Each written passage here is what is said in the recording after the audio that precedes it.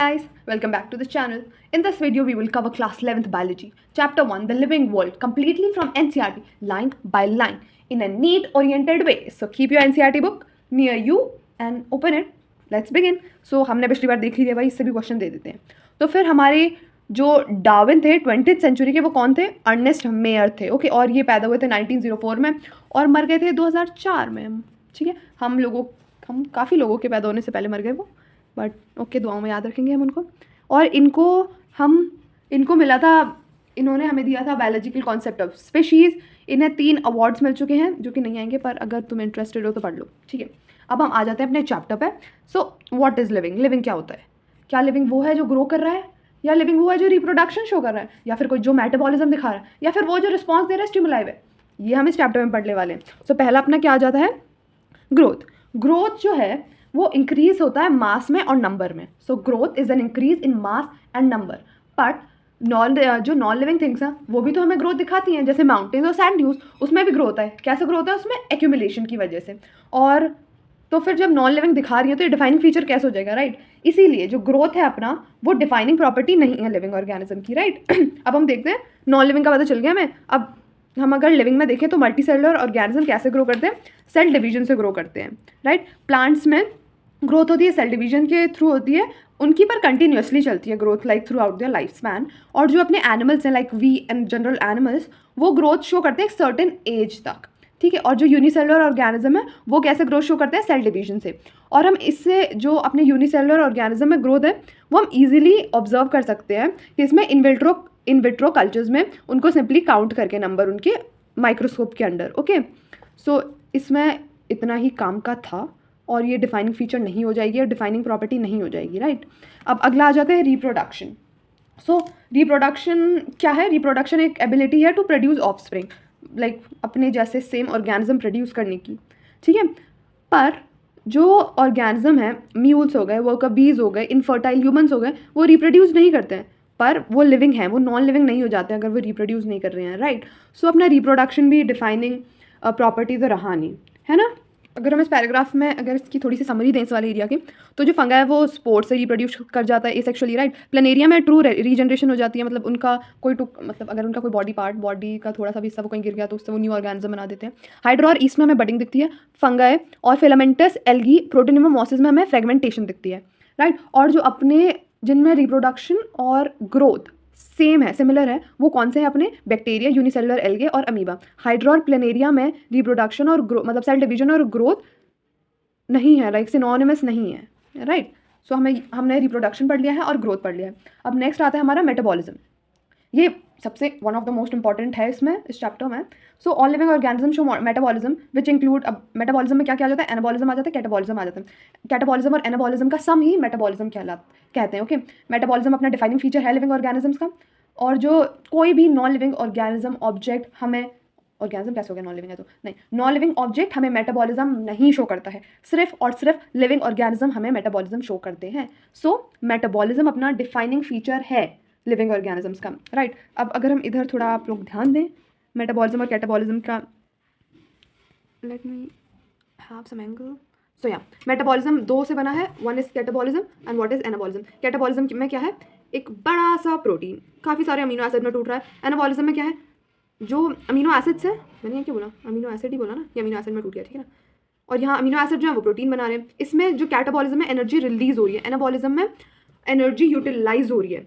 ये एक्सोथर्मिक हो जाता है फॉर ऑब्वियस रीजन, ये एंडोथर्मिक हो जाता है, ये एक्सोजेनिक हो जाता है, ये एंड्रोगोनिक हो जाता है. इसमें क्या हो रहा है? एग्जाम्पल है, ठीक है? प्रोटीन से अमीनो एसिड बन रहा है और इसमें अमीनो एसिड से प्रोटीन बन रहा है. और मेटाबॉलिज्म में ये बहुत इससे क्वेश्चन आ जाते हैं. Isolated metabolic reaction in vitro are not living things but surely living reaction. जो अपनी रिएक्शन हो रही है ना इन विट्रो, वो टेस्ट ट्यूब वाली, वो लिविंग थिंग नहीं है, वो लिविंग रिएक्शंस हैं सिर्फ. ओके, वो लिविंग थिंग नहीं है, सिर्फ लिविंग रिएक्शन है. तो हम अगले टॉपिक पे आ जाते हैं. अपना टॉपिक नहीं मतलब ये अगला वाला, cellular organisation. All living organisms are made up of cell, ये हमें पता ही है. Some organism like unicellular like amoeba, other are multicellular like plants and animals. Even in complex organism all metabolic reaction occur at cellular level. ठीक है ना। सारी जो भी अपनी मेटाबॉलिक रिएक्शंस हो रही हैं वो कौन से सेलुलर लेवल पे हो रही हैं, है ना। जो ये पॉरीफेरा है उनमें कौन सी ऑर्गेनाइजेशन है, सेलुलर लेवल ऑफ ऑर्गेनाइजेशन है ना, वो भी लिविंग है, उनमें वो सेलुलर लेवल पे उनकी रिएक्शंस हो रही हैं। हमारी बॉडी में भी सेलुलर लेवल पे और रिएक्शंस हो रही हैं, राइट। तो वही ये कह रहा है कि जो अपना सेलुलर ऑर्गेनाइजेशन है वो भी डिफाइनिंग फीचर है लिविंग फॉर्म का। ओके, सो ये तो हमें पता ही है। फोटो पीरियड इफेक्ट क्या होता है? Photo period effect reproduction and seasonal breeders both plants और एनिमल्स। फोटो पीरियड इफेक्ट करता है रिप्रोडक्शन में, जो सीजनल रिप्रोडक्शन होती है बोथ को इफेक्ट करता है, लाइक प्लांट्स में भी इफेक्ट करता है और वो एनिमल्स में भी इफेक्ट करता है, right. Human beings is the only organism who himself has self consciousness. देखा, कहीं से कहीं पहुंचाती है हमें ये बुक, है ना। अभी तो यहाँ सेलुलर ऑर्गेनाइजेशन की बात हो रही थी, अब एकदम से ये ला दिया, पर कोई बात नहीं। फिर जो अपनी थर्ड प्रॉपर्टी आ जाती है वो आ जाती है consciousness, response to stimuli. Living organism can sense and respond to their environment, right, है ना। अब हमें ठंड लग रही है तो हम कंबल ओढ़ के बैठ गए, राइट। गर्मी चल रही है तो एसी चला लिया। ये हमने देखा मौसम का हाल क्या है और हमने कर दिया रिस्पॉन्स, है ना। प्लांट किस में रिस्पॉन्ड करता है? हाँ यार, ये इसी में आएगा, या जो प्लांट रिस्पॉन्ड करते हैं किसको रिस्पॉन्ड करते हैं? लाइट को करते हैं, वाटर को करते हैं, ग्रेविटी को करते हैं। एनिमल्स किसको रिस्पॉन्ड करते हैं? स्टिमुलाई लाइक हीट को करते हैं, साउंड को करते हैं, पेन को करते हैं, ठीक है। ये जो एबिलिटी है टू रिस्पॉन्ड, ये क्या है? कॉन्शियसनेस। और ये सारे लिविंग ऑर्गेनिज्म में प्रेजेंट होती है, पर जो सेल्फ कॉन्शियसनेस है वो सिर्फ ह्यूमन बींग्स के पास है ना। Only organism who is aware of himself का मतलब हो जाता है सेल्फ कॉन्शियसनेस, राइट। तो अब हम आगे पढ़ें तो इसमें यहाँ पर बात होगी जैसे जो कोमा पेशेंट होते हैं ना उनके जो ऑर्गन है वो वेंट्रली सपोर्ट दे रहे, मतलब बॉडी को सपोर्ट मिल रहा है मशीन से, राइट। वो सेल्फ जो वो लैक कर रहे हैं self consciousness, but they are living, ठीक है। इनके लिए स्पेशल टर्म यूज होता है जिसको क्या कहते हैं? Brain dead, right. ये लिविंग है पर, ठीक है, बट उनमें सेल्फ कॉन्शियसनेस नहीं है, ठीक है। अब आ जाते हैं हम, ये वाली लाइन देख लो भाई, ये बहुत इंपॉर्टेंट है, one of the important line, जैसे कि ये वाली लिविंग ऑर्गेनिजम्स, ये जो है ना यहाँ पर, we can say that living organisms are self replicating, evolving and self regulating interactive system capable of responding to external stimuli. Biology is the story of the life on earth. Biology is the story of evolution of living organism on earth. All living organisms, present, past, future, are linked to one another by sharing the common genetic material, but to varying degrees. सब में कुछ ना कुछ variation तो आ ही रहा है, right. तो ये वाली लाइन इंपॉर्टेंट है, याद रख लेना। और ये वाली भी, properties of cellular organisation are not present in the molecular constituents of the organelle but arise as a result of interaction among the molecules component comprising the organelle. इसको क्या कहते हैं? emergent properties, ठीक है। ये वाली इंपॉर्टेंट है और ये वाली भी इंपॉर्टेंट है। और उसके बाद आते हैं आगे, और एक ये वाला क्वेश्चन आ जाता है कि बायोलॉजिकल ऑर्गेनाइजेशन स्टार्ट किससे होती है? स्टार्ट्स विद, तो इसका आंसर हो जाएगा सब माइक्रोस्कोपिक मॉलिक्यूलर लेवल, ओके। और इसमें और क्वेश्चन आ जाता है इससे रिलेटेड। सो हाइड्रोलाइसिस में आ जाता है कैटाबॉलिज्म, और जिसका दूसरा नाम क्या था? एक्सेरोगोनिक, ओके। अब टर्न कर लो पेज को। Diversity in living world. So हमारे लिविंग वर्ल्ड में बहुत डाइवर्सिटी है, राइट। सिर्फ लाइक हमें अभी तक सारे ऑर्गेनिज्म पता भी नहीं है, लाइक ऑन प्लानट अर्थ कितने प्रेजेंट हैं। हमें प्लांट की न्यू स्पीशीज़ नहीं पता है, बल्कि हैं, राइट। और हमें एनिमल्स के बारे में नहीं पता है, बट हैं बहुत सारे।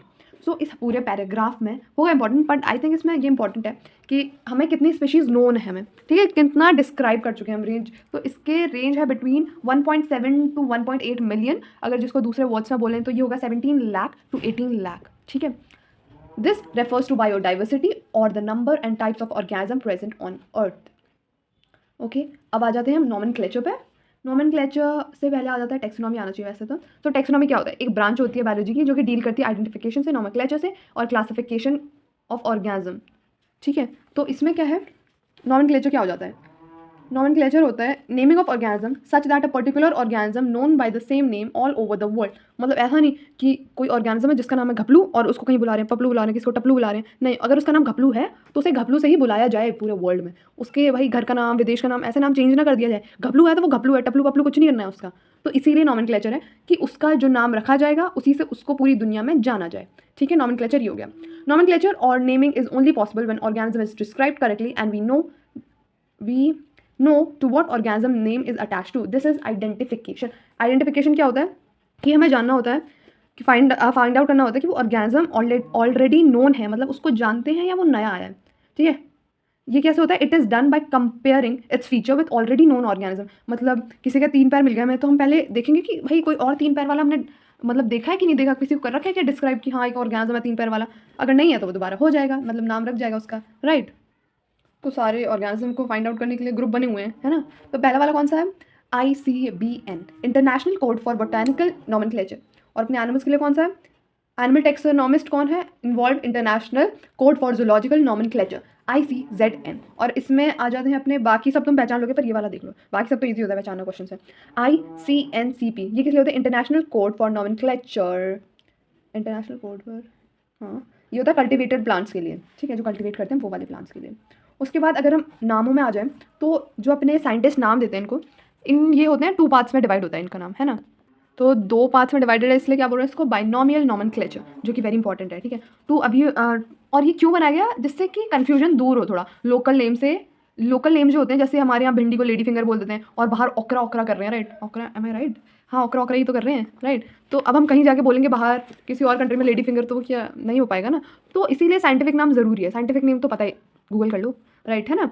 तो इसीलिए जो अपना बायोलॉजिकल नॉमेनक्लेचर है वो नाम डिवाइड, वो 2 कंपोनेंट्स होते हैं उसके। पहला होता है generic name which is genus, and फिर आता है स्पेसिफिक एपिथेट जो कि होता है स्पेशीज़, है ना। जो तो और जिन्होंने पंगा पाया था, मतलब जिन्होंने निकाला था ना कैसे नामकरण किया जाए, कौन थे, नेमिंग सिस्टम किसने बताया था हमें, कार्लोस लिनस ने।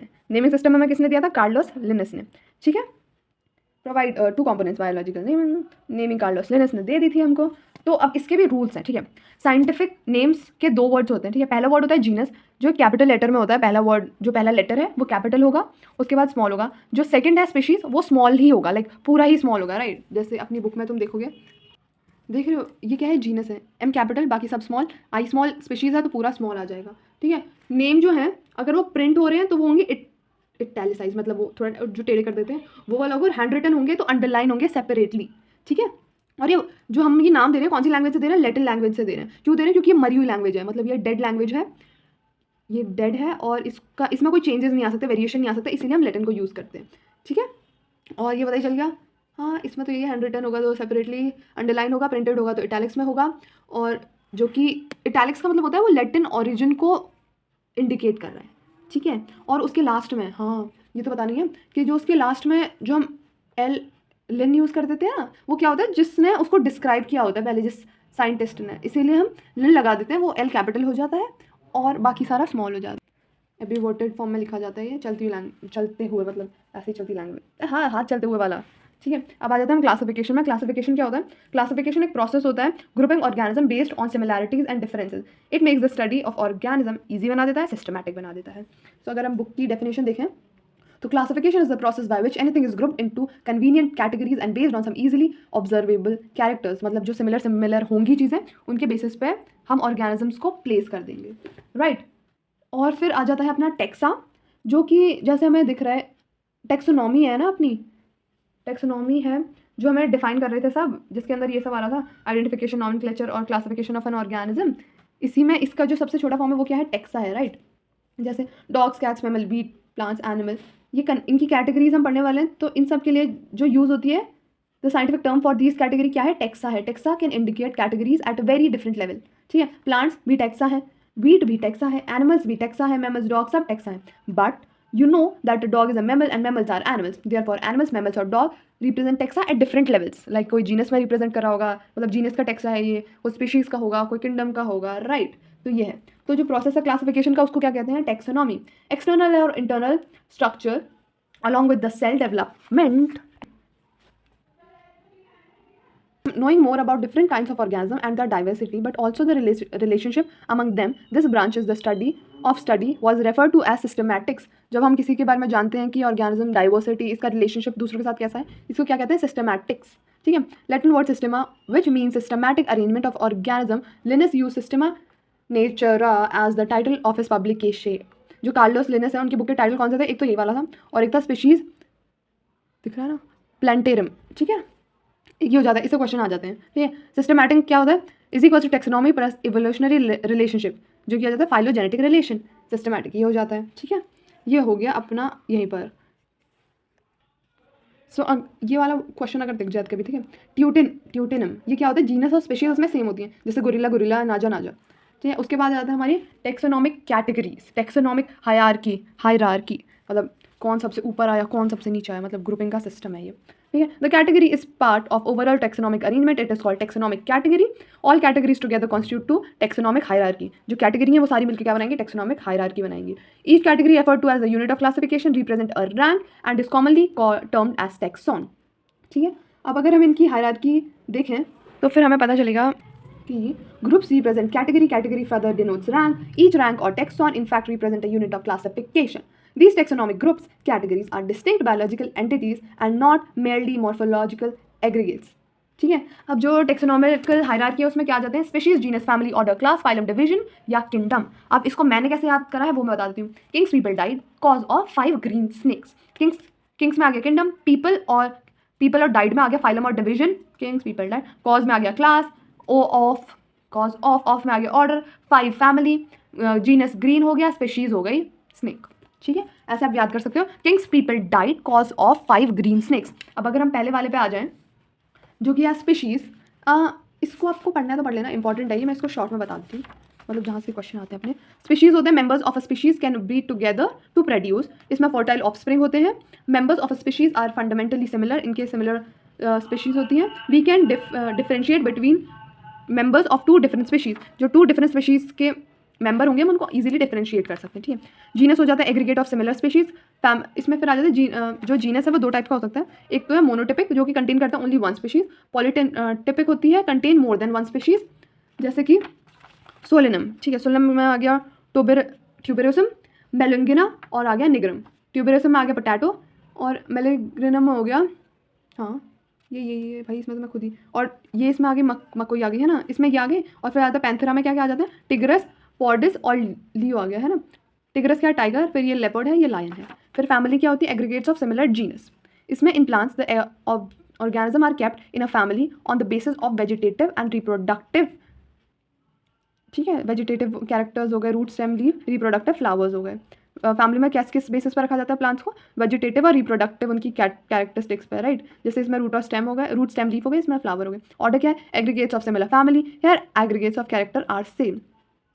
क्लासेस में क्या आ जाता है, similar aggregates of similar order, phylum division में aggregates of similar class, kingdom में आ जाता है अपना फाइलम। लार्जेस्ट टेक्सा कौन सा है, अपना यही है, ठीक है। अब जैसे अगर हम कभी कन्फ्यूजन हो कि कौन सा वो है, तो अपना प्लांट किंगडम किंगडम में आ जाता है। Algae, bryophyte, pteridophyte, gymnosperm, angiosperm आ जाते हैं डिवीजन में। क्लास आ जाती है मोनोकॉट, डाइकॉट में, इसकी अगर देखें। और फिर ऑर्डर आ जाता है पाइलोमिडियल और रोजल्स में। उसके बाद फैमिली आ गई, मतलब इसमें कुछ दे रखे हैं, इसमें बहुत सारी हैं, ठीक है। सोलोनेसी और ये वाली, फिर जीनस में ये आ गए, स्पीशीज़ में ये आ गए। और एनिमल किंगडम में देखें तो ये रहा आपका किंगडम, ये हो गया आपके फाइलम्स, ये हो गई क्लास, और ये हो गया ऑर्डर कार्निवोरा और प्रिमिटा में, ये हो गई फैमिली, और ये हो गया जीनस, और ये हो गया स्पीशीज़, ठीक है। तो इसको पढ़ के याद कर लेना, इंपॉर्टेंट है। अब इसके बाद आते हैं हम टेबल्स। इस टेबल से भाई साहब बहुत क्वेश्चंस आते हैं, ठीक है, बहुत ज़्यादा ही क्वेश्चन आते हैं, है ना।